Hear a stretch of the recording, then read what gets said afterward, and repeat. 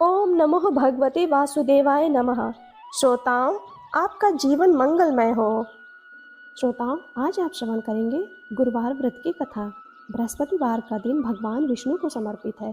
कहते हैं कि जो व्यक्ति हर गुरुवार भगवान विष्णु की पूजा करता है और गुरुवार की कथा सुनता है, गुरु बृहस्पति की और भगवान विष्णु की कृपा से उनकी सभी परेशानियां दूर हो जाती हैं। लेकिन गुरुवार की व्रत की कथा और पूजा के कुछ नियम हैं जिनका बड़ी ही सावधानी से पालन करना चाहिए। आइए जानते हैं गुरुवार के व्रत कथा और व्रत से जुड़े नियम।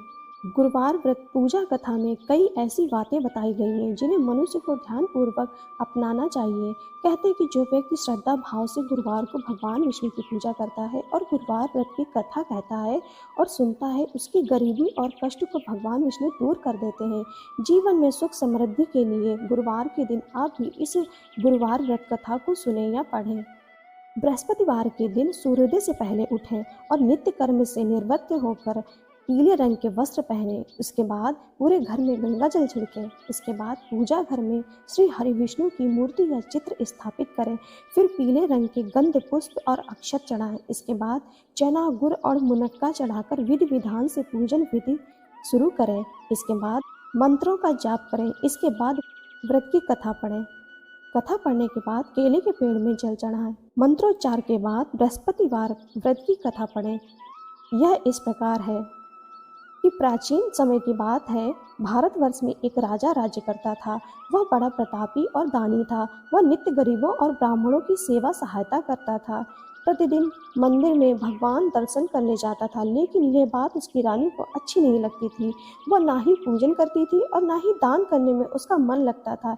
एक दिन राजा शिकार खेलने वन को गए हुए थे, तो रानी और दासी महल में अकेली थी। उसी समय बृहस्पति देव साधु भेष में राजा के महल में भिक्षा के लिए गए और भिक्षा मांगी, तो रानी ने भिक्षा देने से मना कर दिया।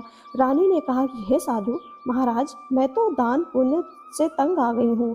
इस कार्य के लिए मेरे पतिदेव ही बहुत हैं। अब आप ऐसी कृपा करें कि सारा धन नष्ट हो जाए तथा मैं आराम से रह सकूं।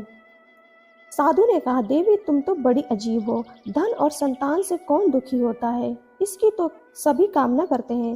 पापी भी पुत्र और धन की इच्छा करते हैं। अगर तुम्हारे पास अधिक धन है तो भूखे मनुष्यों को भोजन कराओ, प्याऊ लगवाओ, ब्राह्मणों को दान दो, कुआं, तालाब, बावड़ी, बाग, बगीचे आदि का निर्माण कराओ, मंदिर, पाठशाला, धर्मशाला बनवाकर दान दो, निर्धनों की कुमारी कन्याओं का विवाह कराओ, साथ ही यज्ञ आदि कर्म करो, अपने धन को शुभ कार्यों में खर्च करो। ऐसा करने से तुम्हारा नाम परलोक में सार्थक होगा एवं स्वर्ग की प्राप्ति होगी। लेकिन रानी पर उपदेश का कोई प्रभाव नहीं पड़ा। वह बोली, महाराज मुझे ऐसे धन की आवश्यकता नहीं है जिसको मैं अन्य लोगों को दान दूं, जिसको रखने और संभालने में ही मेरा सारा समय नष्ट हो जाए। अब आप ऐसी कृपा करें कि सारा धन नष्ट हो जाए तथा मैं आराम से रह सकूं। साधु ने उत्तर दिया कि यदि तुम्हारी ऐसी इच्छा है तो जैसा मैं तुम्हें बताता हूँ तुम वैसा ही करना। बृहस्पतिवार को घर को गोबर से लीपना, अपने केसों को पीली मिट्टी से धोना, राजा से कहना वह बृहस्पतिवार को हजामत बनवाए, भोजन में मांस मदिरा खाना और कपड़ा धोबी के यहाँ धुलने डालना। ऐसा करने से 7 बृहस्पतिवार में ही आपका सारा धन नष्ट हो जाएगा। इतना कहकर वह साधु महाराज वहां से अंतर ध्यान हो गए।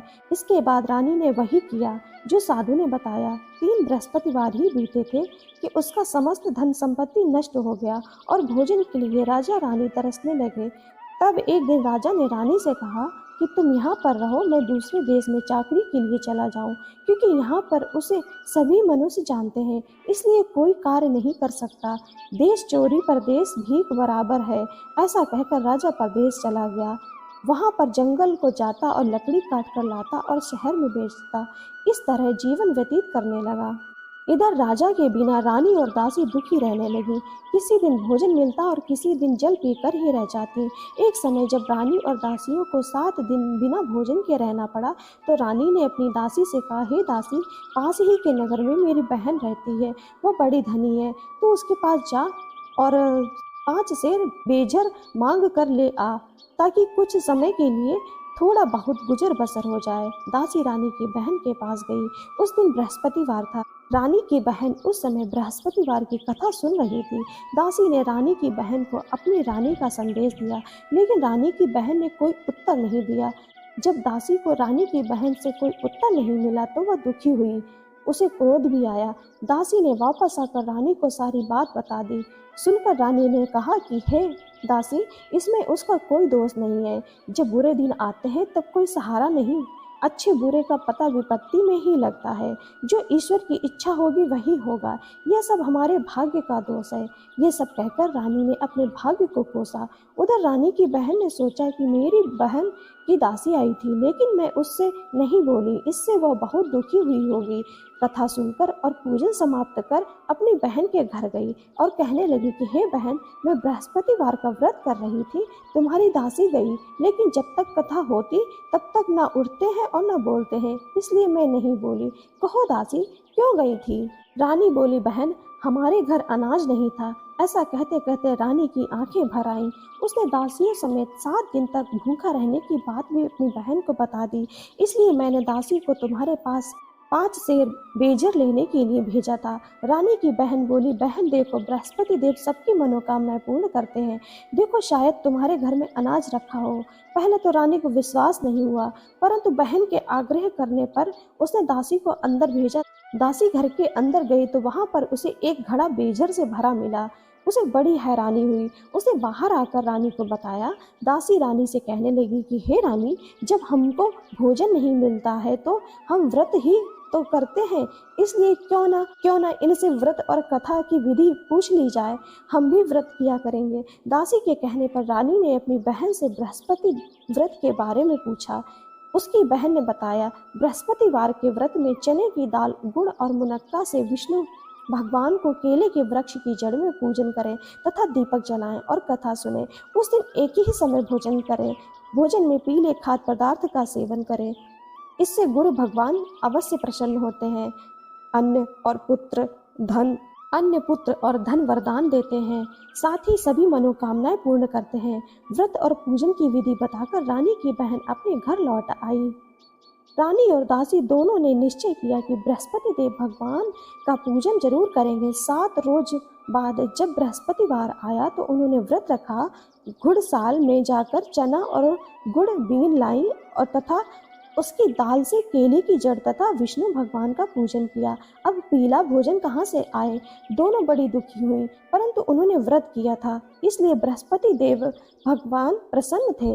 एक साधारण व्यक्ति के रूप में वे 2 थालों में पीला भोजन लेकर आए और दासी को देकर बोले, हे दासी, ये भोजन तुम्हारे और तुम्हारी रानी के लिए है, इसे तुम दोनों ग्रहण करना। दासी भोजन पाकर बहुत प्रसन्न हुई। उसने रानी से कहा, चलो रानी जी, भोजन कर लो। परंतु रानी को भोजन आने के बारे में कुछ पता ही नहीं था, इसलिए उसने कहा कि जा तू ही भोजन कर, क्योंकि तू व्यर्थ में हमारी हंसी उड़ाती है। तब दासी ने कहा, एक व्यक्ति भोजन दे गया है। तब रानी ने कहा, व्यक्ति तेरे लिए ही भोजन दे गया है, तू ही भोजन कर। तब दासी ने कहा कि वह व्यक्ति हम दोनों के लिए 2 थालों में सुंदर पीला भोजन दे गया है, इसलिए मैं और आप दोनों ही साथ साथ भोजन करेंगे। यह सुनकर रानी बहुत प्रसन्न हुई और दोनों ने गुरु भगवान को नमस्कार कर भोजन किया। उसके बाद से वे प्रत्येक बृहस्पतिवार को गुरु भगवान का व्रत और पूजन करने लगी।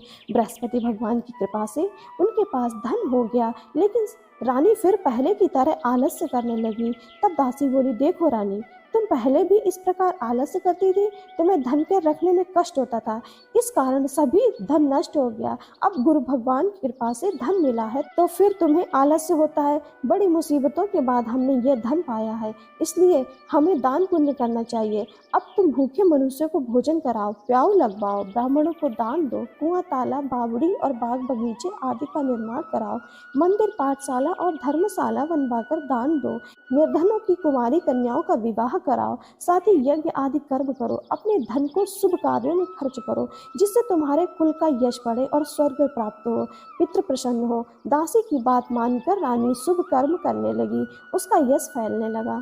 एक दिन रानी और दासी आपस में विचार करने लगी कि न जाने राजा किस दशा में होंगे, उनकी कोई खोज खबर भी नहीं है। उन्होंने श्रद्धा पूर्वक बृहस्पति भगवान से प्रार्थना की, राजा जहाँ कहीं भी हो शीघ्र वापस आ जाएं।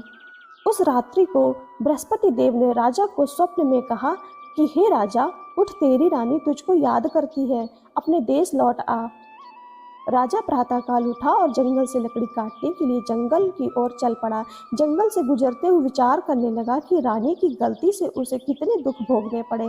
राजपाट छोड़कर जंगल में आकर रहना पड़ा। जंगल से लकड़ी काटकर शहर में बेचकर गुजारा करना पड़ा और अपनी दशा को याद करके व्याकुल होने लगा। उसी समय राजा के पास बृहस्पति देव साधु के वेश में आकर बोले, लकड़हारे, तुम इस सुनसान जंगल में किस चिंता में बैठे हो, मुझे बताओ। यह सुन राजा के नेत्रों में जल भर आया। साधु की वंदना कर राजा ने अपनी संपूर्ण कहानी सुना दी। महात्मा दयालु होते हैं। वे राजा से बोले, हे राजा, तुम्हारी पत्नी ने बृहस्पति देव के प्रति अपराध किया था, जिसके कारण तुम्हारी यह दशा हुई। अब तुम चिंता मत करो, भगवान तुम्हें पहले से अधिक धन देंगे। देखो, तुम्हारी पत्नी ने बृहस्पतिवार का व्रत शुरू कर दिया है। अब तुम भी बृहस्पतिवार के व्रत में चने की गुड़ दाल और मुनक्का से भगवान विष्णु का केले के वृक्ष की जड़ में पूजन करो तथा दीपक जलाकर कथा सुनो। उस दिन एक ही समय भोजन करना, लेकिन भोजन में पीले खाद्य पदार्थ का सेवन जरूर करना। भगवान तुम्हारी सब मनोकामनाओं को पूर्ण करेंगे। साधु की बात सुनकर राजा बोला, हे प्रभु, लकड़ी बेचकर तो इतना पैसा भी नहीं बचता जिससे भोजन के उपरांत कुछ बचा सकूं। मैंने रात्रि में अपनी रानी को व्याकुल देखा था। मेरे पास कोई साधन नहीं है जिससे उसका समाचार जान सकूं। फिर मैं कौन सी कहानी कहूं, यह भी मुझको मालूम नहीं है। साधु ने कहा, हे राजा, मन में बृहस्पति भगवान के पूजन व्रत का निश्चय करो। वे स्वयं तुम्हारे लिए कोई राह बना देंगे। बृहस्पतिवार के दिन तुम रोजाना की तरह लकड़ियां लेकर शहर में जाना। तुम्हें रोज से 2 गुना धन मिलेगा, जिससे तुम भली भांति भोजन कर लोगे तथा बृहस्पति देव की पूजा का सामान भी आ जाएगा। राजा ने ऐसा ही किया और उसको मनोवांछित फल की प्राप्ति हो गई। इस प्रकार जो भी यह कथा पढ़ता या सुनता है, उसके सभी मनोरथ पूरे होते हैं। जय हो बृहस्पति देव की।